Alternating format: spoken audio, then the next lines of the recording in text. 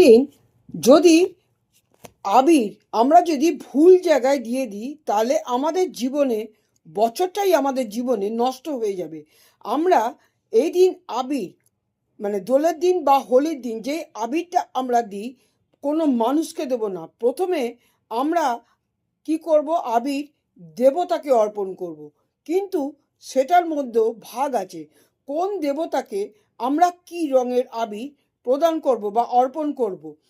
গণেশ দেবতাকে আমরা লাল আবির তার পায়ে আমরা ছোঁয়াবো। এতে কি হবে, সারা বছর প্রত্যেকটা দিন আমাদের শুভ কাটবে সারা বছর।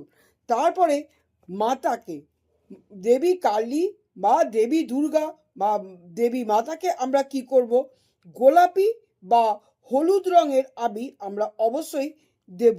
এর ফলে কি হয়, ফলে ঘরের লক্ষ্মী ও শক্তির বিরাট একটা আমাদের ঘরের মধ্যে শক্তি, লক্ষ্মী যেমন থাকে শক্তিরও একটা বিরাট প্রভাব আমাদের ঘরের মধ্যে থেকে যায়।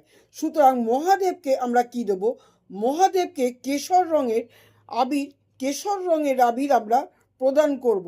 এর ফলে কি হবে, আমাদের মধ্যে খারাপ দোষ, নেগেটিভ দোষ, খারাপ ঊর্জা আমাদের ঘরে প্রবেশ করতেই পারবে না। আর দক্ষিণ দিকে একটু হালকা গোলাপি রঙের আবির আমরা দক্ষিণ দিকে ছুঁড়ে দেবো।